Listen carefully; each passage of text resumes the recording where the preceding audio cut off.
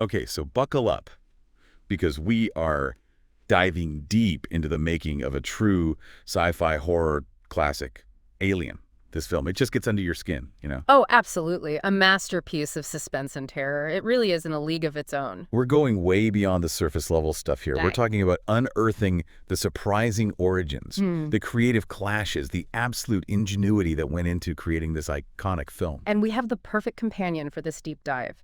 The audio documentary, The Beast Within, The Making of Alien. I'm so ready to dig into this. So where do we even begin with a film like Alien? Feels like it's been analyzed and dissected a million times over. Oh, Right. But what always fascinates me is how it evolved from this almost comedic student film. You know, a far cry from the Alien we know and love. And it became this genre-defining masterpiece. It really makes you think about the power of collaboration and how a shared vision can take on a life of its own. it's wild how these things happen. The documentary starts with Ridley Scott, the Mhm. director, right? He talks about how drawn he was to film even early on, but his family wasn't exactly thrilled about him pursuing it as a career. Yeah, it wasn't seen as the most, shall we say, stable career path. He actually got his start in theater arts at UCLA. Really, Ridley Scott doing theater, that's kind of hard to imagine. Right. But he quickly realized that the New York theater scene wasn't really his cup of tea. Something about the weather, or maybe Yeah. the energy. I feel that. Sunny California definitely has its perks. So he decides to switch to film school, but then gets rejected by both UCLA and NYU. Can you believe that? The future director of Alien rejected. Talk about dodging a bullet, though, right? That's insane. Yeah. It's almost impossible to picture Alien not existing. I know. But it was a blessing in disguise. It forced him to work on Dark Star. You know, that student film by John Carpenter? And That- that's where we find the seeds of Alien. Wait a minute, are we talking about the Dark Star? Yeah. The one with that beach ball alien? The one and only. You kidding? I'm dead serious. It seems like a million light years away from the terrifying world of Alien, but it was a crucial stepping stone for Ridley Scott. That's fascinating. It was like he saw the potential for horror in the vastness of space. Yeah, but how do you go from a beach ball alien to the stuff of nightmares? That's where Dan O'Bannon comes in. The screenwriter who brought us the xenomorph in the chest burster scene. He was actually a student at USC and had even collaborated with Ridley Scott on Dark Star. Interesting, so they had already crossed paths. They had, and they bonded over their shared passion for science fiction. When Dan was struggling with a new story idea, he turned to Ridley for help. Okay, so we've got the future director of Alien and the writer who dreamt up the xenomorph coming together over a shared love of sci-fi. This is starting to feel like destiny. What was the story Dan was working on? Well, it was Alien, of course, but it was in its very early stages. Dan only had about 29 pages written, and he was completely stuck. Only 29 pages. That's amazing to me that something as complex and terrifying as Alien started has just a handful of pages. It's true. And even more surprising, the monster itself wasn't even fully formed yet. Really? So what did they have to work with at that point? They had the core idea. A spaceship, a crew, a terrifying encounter with the unknown. But the xenomorph as we know it, with all its biomechanical glory, it wasn't quite there yet. So it was a true collaboration from the get-go. This shared vision, this atmosphere of dread in space, but still figuring out the specifics. It all started with Dan O'Bannon's writer's block. It's funny how these things happen. So what else were they working with in those early stages? Well, Ridley was really fixated on this idea of astronauts being jolted awake from hypersleep during their voyage home. They pick up a distress signal from a mysterious planet, and that's when things start to go very wrong.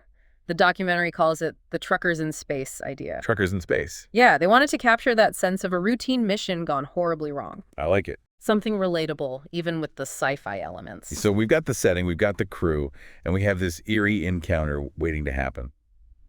But how do they go from truckers in space to the iconic xenomorph?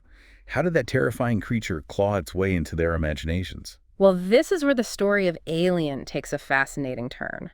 To really bring their vision to life, they assembled this team of artists, each one a master of their craft. We're talking H.R. Giger, Ron Cobb, and Chris Foss. Oh, wow. It's like the Justice League of sci-fi art, each with their own unique style and perspective. I can only imagine what those brainstorming sessions must have been like. Giger with his biomechanical horrors, Cobb's incredible eye for detail and realism, and then you have Foss with those mind-blowing spaceship designs. It's no wonder they ended up with such a visually striking film. The documentary describes how they were practically drowning in sketches and designs. It was a visual feast. to say the least. So how did they even begin to sift through all of that and decide what would make it into the final film? Well, what's remarkable is that each artist's work, it didn't just contribute to the look of Alien. It actually fed into the narrative itself. Take Ron Cobb's obsession with confined spaces, for instance. You mean all those claustrophobic corridors and airlocks on the Nostromo? Exactly. The way he designed the Nostromo, it felt more like a submarine than a spaceship. Yeah. Cobb was really insistent on emphasizing the pressure doors, the interconnectedness of the sets. He understood that the feeling of being trapped, of having nowhere to escape, it was absolutely essential for building tension and suspense. And it totally worked. You weren't just watching a monster movie. You were right there with the crew, feeling the walls closing in. Exactly. Speaking of monsters, we have to talk about the star of the show, the xenomorph. The documentary goes really in-depth on how that creature was designed and brought to life. It's incredible, almost as incredible as the creature itself. Geiger was the mastermind behind the xenomorph. He envisioned something both beautiful and terrifying. A true biomechanical nightmare that completely defied conventional creature design. It's true. There had never been anything quite like it on screen before. And the level of detail he put into it was insane. He was meticulous about every aspect, from the skeletal structure to that translucent skin. What always gets me is how they achieved that visceral, organic look. And they did it with what were essentially everyday materials. I mean, they used Nottingham lace to create the fleshy bits inside the xenomorph's mouth. That delicate fabric they use for wedding veils and lingerie. You're kidding. Nope. And it gets even better. They used KY jelly for the slime. No way. That's both ingenious and slightly disturbing. A little bit of both, for sure. It just goes to show that sometimes the most effective special effects come from thinking outside the box. Absolutely. But Geiger provided the blueprint. How did they actually bring this thing to life on screen? Well, they relied heavily on practical effects, which is a big part of what makes the film so effective even today. Yeah, it holds up incredibly well. It does. And for a lot of the xenomorph's appearances, they had a man in a suit. Wait, really? That thing was terrifying. Oh, it was. His name was Balaji Badeo. He was incredibly tall and slender, perfect for capturing that unsettling, elongated silhouette of the xenomorph. I can't even imagine trying to move around in that suit, let alone act terrifying in it. The documentary mentions that they actually had to construct a special swing for him, just so he could sit down between takes.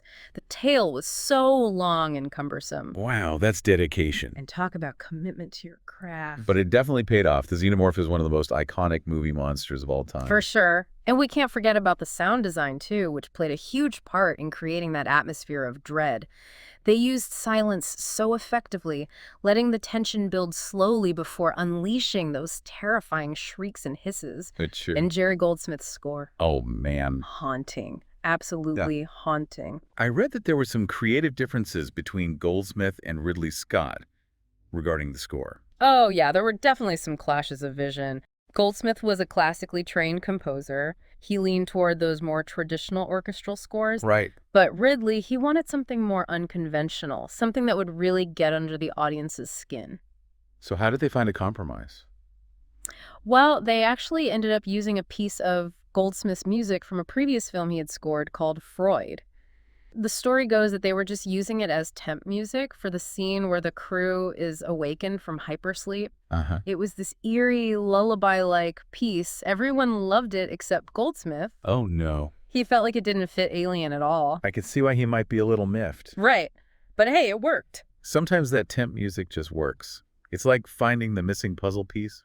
Exactly. But let's move on from all the technical aspects for a moment, because what truly elevates Alien is its cast.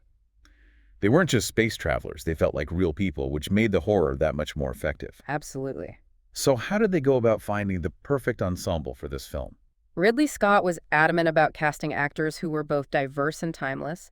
He knew that a film set in space could easily feel dated, so he wanted a cast that would resonate with audiences for years to come. And he succeeded. He really did, and he had this very specific vision for each character. He even went so far as to provide extensive backstories for the actors to draw from. Wow, that's unusual, isn't it? It is, but it speaks to his collaborative approach and his desire to create a believable world. And he wasn't afraid to cast against type either. For instance, Ian Holm, who played Ash, was primarily a theater actor at the time.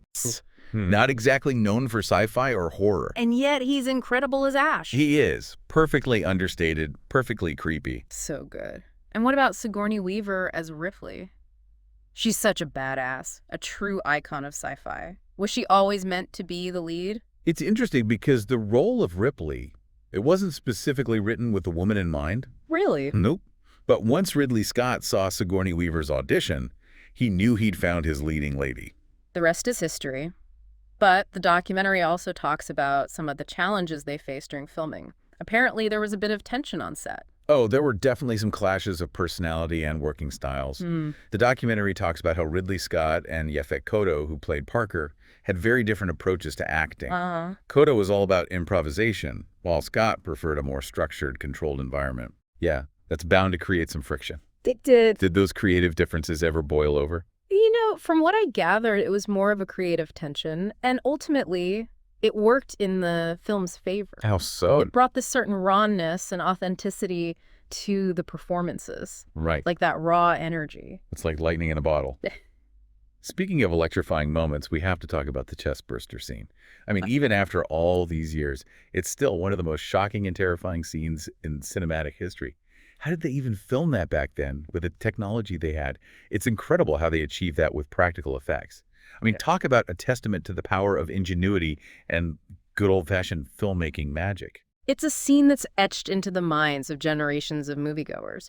The documentary actually talks about how they managed to keep the element of surprise even from the actors. Wait, really? They kept the actors in the dark about what was going to happen? That's right. Apparently, only John Hurt, who played Kane, knew the full extent of what was going to transpire.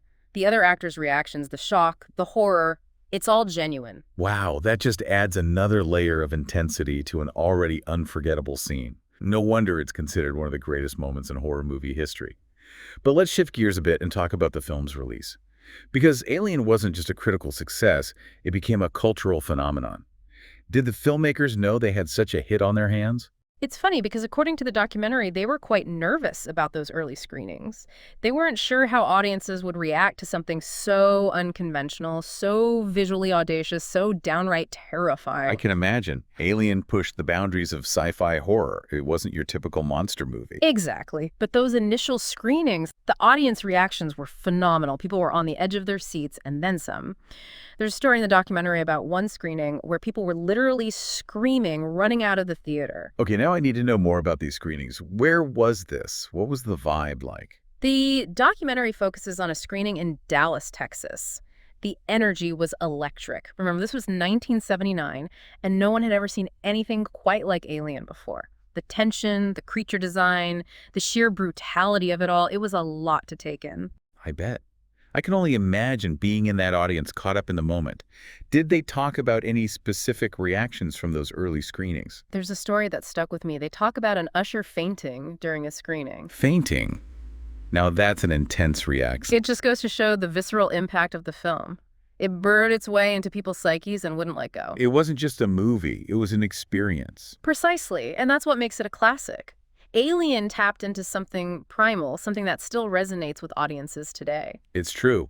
Yeah. Even after all these years and countless viewings, it still has the power to shock and terrify. But for me, Alien is more than just a horror film. It's a story about corporate greed, human vulnerability, our place in the vastness of space. You've hit the nail on the head.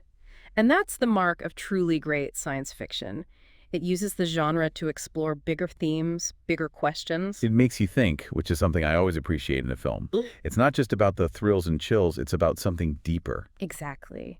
And with Alien, those deeper themes are woven seamlessly into the fabric of the story. Take the character of Ash, for example. The science officer who turns out to be an android. Precisely. Ash's betrayal reveals the sinister agenda of the Weyland-Yutani Corporation, highlighting the dangers of unchecked corporate greed. And then there's Ripley, who embodies courage and resilience in the face of unimaginable horror. She's not a traditional action hero, yet she emerges as the ultimate survivor, a testament to the strength of the human spirit. It's those layers of complexity, both in the characters and the themes, that make Alien such a rewarding film to revisit. Absolutely. It's a film that stays with you, prompting reflection and discussion long after the credits have rolled. So as we reach the end of our deep dive into the making of Alien, what are some of the key takeaways that stand out to you? For me, it's a powerful reminder that cinematic masterpieces often emerge from a convergence of passion, vision, and yes, even creative clashes. The story of Alien is a testament to the power of collaboration, the importance of embracing unconventional ideas, and the enduring allure of a truly terrifying tale well told. Beautifully said. It's been an absolute thrill to journey back to the Nostromo, to relive the terror and the wonder of Alien. And you know what? This deep dive has left me thinking. What if the true horror of Alien isn't just the xenomorph itself, but the vast indifference of space? Now, there's a chilling thought to leave our listeners with. The idea that in the grand scheme of the cosmos, we are but a blip, vulnerable and alone. Alone with our fears, our anxieties, and perhaps, somewhere out there, creatures far beyond our comprehension. Until next time, then, sleep tight and keep looking to the stars, but maybe not for too long.